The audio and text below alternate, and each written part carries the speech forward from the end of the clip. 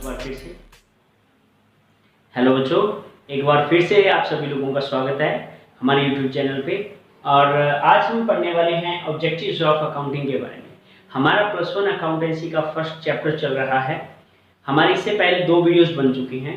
पहली वीडियो के अंदर हमने meaning and characteristics of accounting के बारे में जाना था। सेकंड वीडियो हम लोगों ने स्पेशली अकाउंटिंग साइकिल के ऊपर बनाया था और ये थर्ड वीडियो है और इसके अंदर हम बना रहे हैं ऑब्जेक्टिव्स ऑफ अकाउंटिंग के बारे में। हम इसमें जानेंगे, पढ़ेंगे और इसके आगे फंक्शंस ऑफ अकाउंटिंग भी हम आज इसकी वीडियो के अंदर करने वाले हैं। किसी भी स्कूल से आप बिलोंग करते हो, कहीं पे भी हो, मैं यहाँ पे एक टीचर नहीं, एज ए ट्यूटर आप लोगों को पढ़ा रहा हूँ बेटा। तो आप लोगों ने हेजिटेट नहीं करना है। कोई भी आप लोगों को किसी भी टॉपिक में प्रॉब्लम लगे तो कमेंट बॉक्स में आप लोगों ने कमेंट करके जरूर आप लोग मेरे से पूछ सकते हो, ठीक है।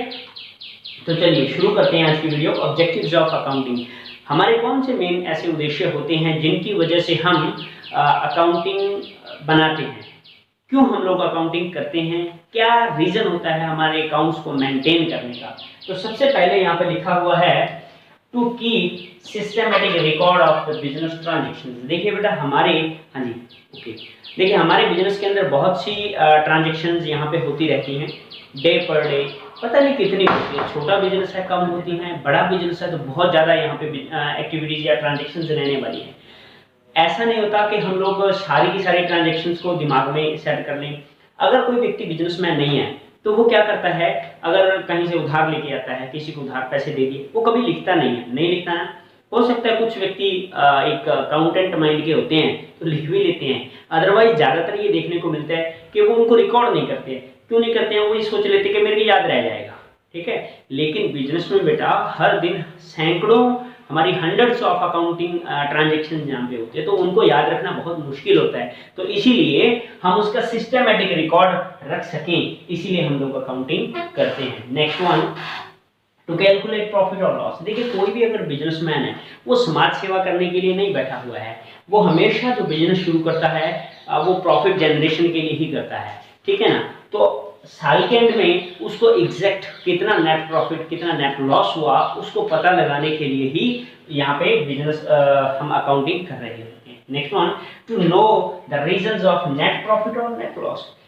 कह रहे कि सिर्फ और सिर्फ यही चीजों का पता लगाना कि हमें प्रॉफिट हुआ या लॉस हुआ, ये जरूरी नहीं है। सिर्फ इतने से हमारा काम नहीं चलने वाला, हम लोग उसके रीजंस के बारे में भी पता लगाने जा रहे हैं यहाँ पे कि ऐसे कौन से कारण हैं, कौन से ऐसे रीजन हैं जिनकी वजह से अपने को या तो नेट प्रॉफिट हुआ और या तो नेट लॉस हुआ, ठीक है बेटा। क्यों? क्योंकि अगर कुछ कारणों की वजह से हमें नेट प्रॉफिट हुआ है तो वही कारण हम बार बार दोहराएंगे ताकि अपने को ज़्यादा से ज़्यादा प्रॉफिट मिले। अगर कुछ कारणों की वजह से, रीजंस की वजह से नेट लॉस हमें हुआ है तो हम उन कारणों को कभी नहीं दोहराएंगे, उनके पास भी नहीं जाएंगे, ठीक है बेटा। चलिए आगे है, to ascertain the financial position of business. हमारे बिजनेस की एग्जैक्ट फाइनेंशियल पोजीशन क्या है उसका पता लगाने के लिए हम क्या करते हैं, अकाउंटिंग। और फाइनेंशियल पोजीशन कैसे पता चलता है, समराइज करने से, बोले तो ट्रेडिंग अकाउंट बनाने से, प्रॉफिट एंड लॉस अकाउंट बनाने से एंड बैलेंस शीट बनाने से हमें क्या पता चलता है, हमारे बिजनेस की फाइनेंशियल पोजीशन के बारे में पता चल जाता है। To know about annual progress of business. देखिए बेटा मान लीजिए लास्ट ईयर हमारे, देखो एक व्यक्ति है, छोटा सा अपने एग्जांपल लेते हैं, आप लोगों को और अच्छे तरीके से समझ में आने वाली है। मैं जितने भी यहाँ पे एग्जांपल ले लेके आपको चीजें समझा रहा हूँ, ये चीजें पूरी बुक में आप लोगों को काम आने वाली हैं, इसीलिए आप लोग अच्छे से समझते चले जाओ। क्या है बेटा, एक व्यक्ति है, मान लीजिए उसने 10 लाख रुपीज लगाकर बिजनेस शुरू किया। कुछ पैसे से इसने क्या खरीदा, स्टॉक, कुछ से इसने लैंड खरीदी, बिल्डिंग बनाई, ठीक है ना, मशीन खरीदी, फर्नीचर खरीदा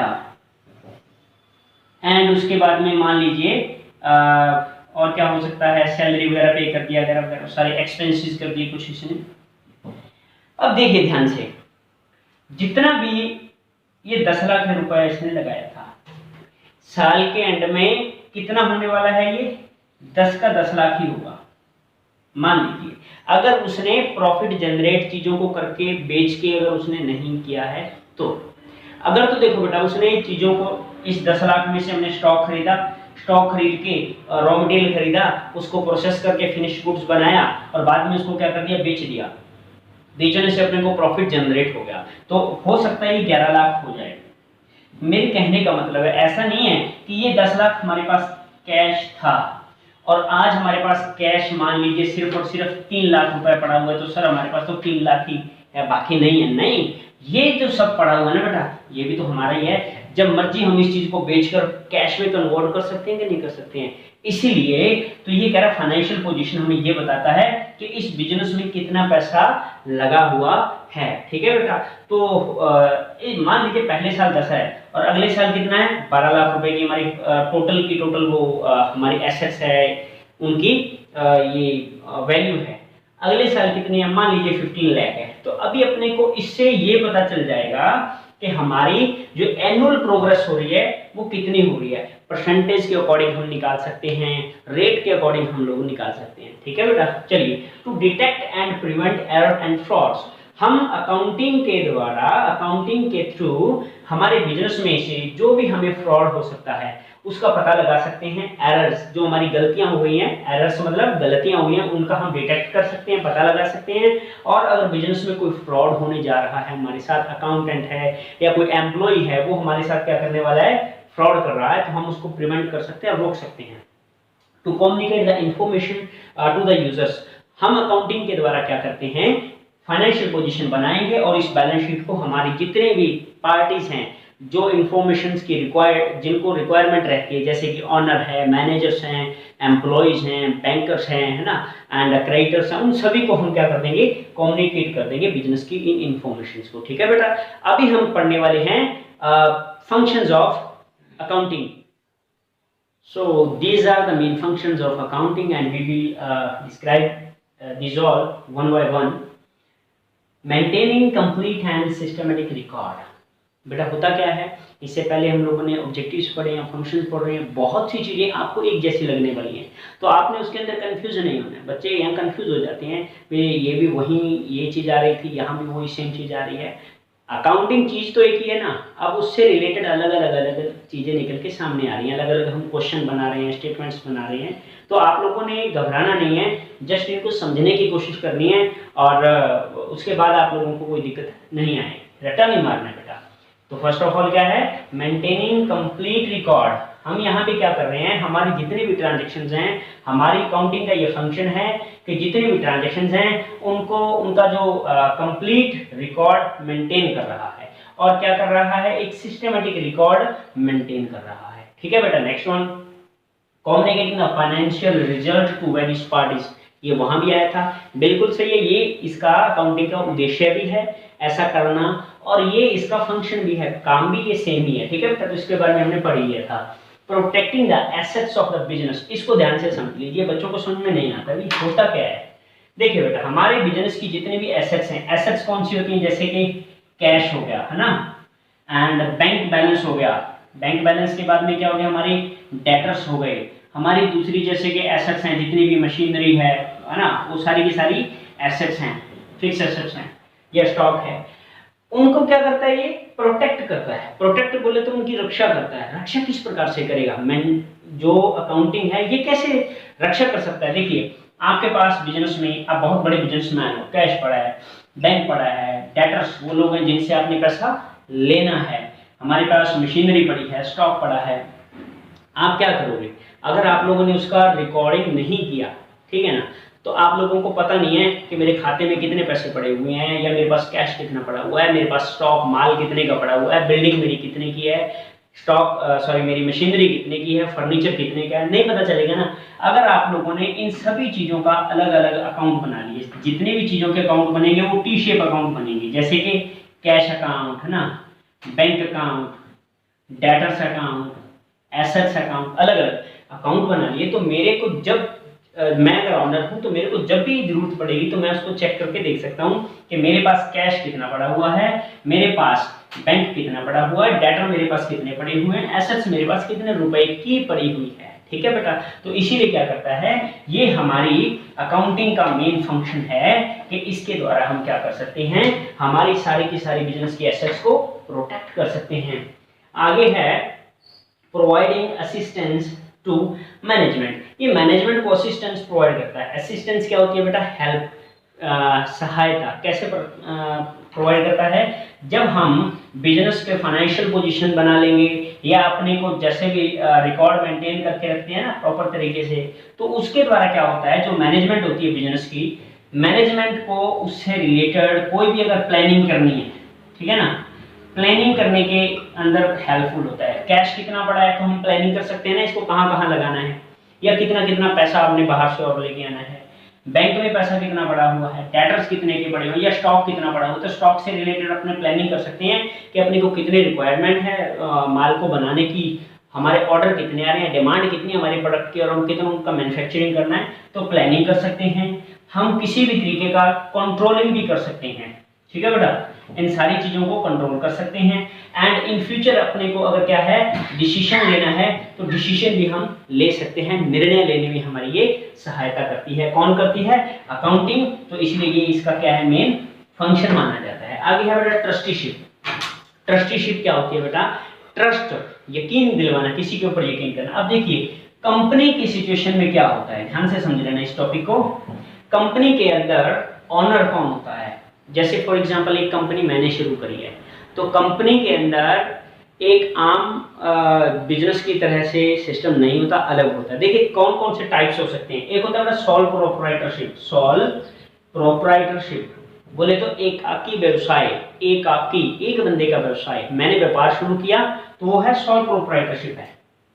अगर व्यक्तियों ने मिलकर व्यापार शुरू किया 2, 4, 5, 10, 15, 20, तो वो क्या कहलाएगा? पार्टनरशिप कहलाएगा, ठीक है बेटा।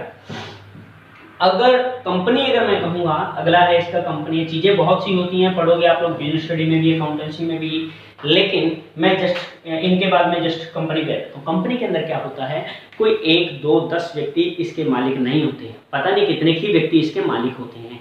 जितना भी कंपनी की टोटल एसेट्स होती हैं, उसकी वैल्यू होती है, वो उसको डिवाइड कर दिया जाता है शेयर्स में, ठीक है बेटा। शेयर्स जो व्यक्ति परचेज करेगा, अगर आपने सिर्फ 10,000 रुपया किसी कंपनी के अंदर लगाकर उसके शेयर परचेज कर लिए, तो आप उस कंपनी के 10,000 वाले मालिक बन जाओगे, ठीक है ना। जितने भी कंपनी की टोटल वैल्यू है उसमें जितना भी 10,000 की वैल्यू है, आप उतने शेयर वाले मालिक बन जाओगे।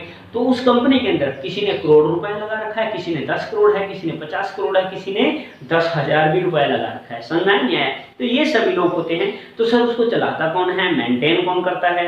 देखिए इसको चलाने का काम होता है बेटा मैनेजमेंट के पास। किसके पास? मैनेजमेंट के पास। जैसे कि डायरेक्टर्स, तो कंपनी के अंदर डायरेक्टर्स होते हैं, वही सारे के सारे बिजनेस को क्या करते हैं, ऑपरेट करते हैं, चलाते रहते हैं। तो कंपनी की सिचुएशन में कंपनी के जितने भी फंड्स हैं, पैसा है, अगर सब कुछ है, वो कौन कर रहा है? मैनेजमेंट है। मैनेजमेंट उसको संभाल रही है, तो हमारे लिए ट्रस्टी का काम करती है। लेकिन ट्रस्टी कैसे होगा? अकाउंटिंग के थ्रू ही होगा। मैनेजमेंट भी अकाउंटिंग के थ्रू ही इस सारे के सारे फंड्स को संभाल पाती है। आगे बेटा कंप्लायंस ऑफ लीगल नीड्स। हमारी ये जो अकाउंटिंग है, जितनी भी लीगल नीड्स होती है उसको फुलफिल करती है, उसको पूरा कर देती है। कैसे बेटा?